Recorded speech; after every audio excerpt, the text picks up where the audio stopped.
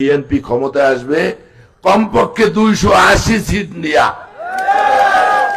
আমাদের সাথে আজকে যারা নির্বাচন করে যেন এজেন্টও এখানে দিতে না পারে। এই যে জামাতে ইসলামী সবচেয়ে একটা বড় মুনাফিকের দল। আপনি অপেক্ষা করেন, দিন দেখছেন রাত দেখছেন না, অপেক্ষা করেন। বড় দল হয়েছেন মানে গুন্ডামি করবেন।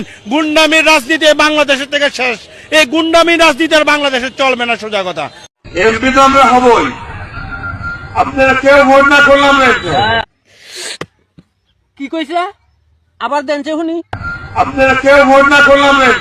ও অনেক দিন ধরে উবাস প্রধান উপদেষ্টা, ওনাকে শপথ করার দায়িত্বটা দিয়া দেন। অনেক দিন ধরে উবাস, নির্বাচন দিয়া জনগণের টাকাটি নষ্ট করার কোনো দরকার নাই। আপনারা কি কন?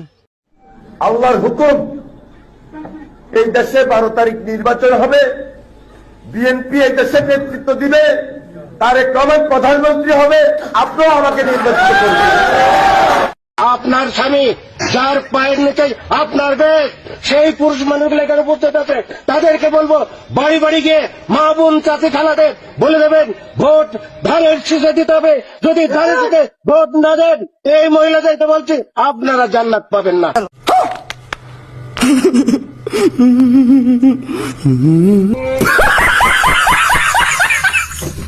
তোমাদের মতো আমরা রক কাটতে পারবো না মানুষের।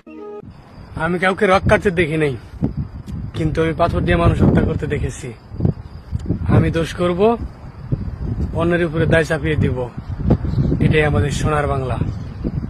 মির্জা ফখরুল, রুহুল কবির রিজভী, আমির খসরু মাহমুদ, মির্জা আব্বাস, সালাউদ্দিন, এদেরকে আমি চাই নির্বাচনের পরে আস্তে আস্তে দল থেকে সরাই দেন। আর নতুন যারা আছে, নবীন যারা আছে, তাদেরকে নেতৃত্ব নিয়ে আসুক। এরা ভারতের এজেন্ট হিসাবে কাজ প্রকাশ হয়েছে 18 সালে। আমি আওয়ামী লীগের আসন, সেই আওয়ামী লীগকে অনেক লোভ লালসা দেখিয়েছি, রাস্তা ব্রিজ কালভার্ট করে দিব। ওটা এখন বিএনপির আসন হিসেবে পরিচয় লাভ করেছে। কথায় আছে চোরে চোরে আলী, এক চোরে বিয়ে করে আর এক চোরের শালি। ঠিক তেমনটাই হয়েছে। বিএনপি কিছু লোক আছে যারা নন আননোন না, নূতন না, পুরানা, নন রয়ের এজেন্ট। নন রয়ের এজেন্ট তারা এই দেশে যদি 100 টাকা কামাই করে 90 টাকা তারা ইন্ডিয়াতে পাঠায়।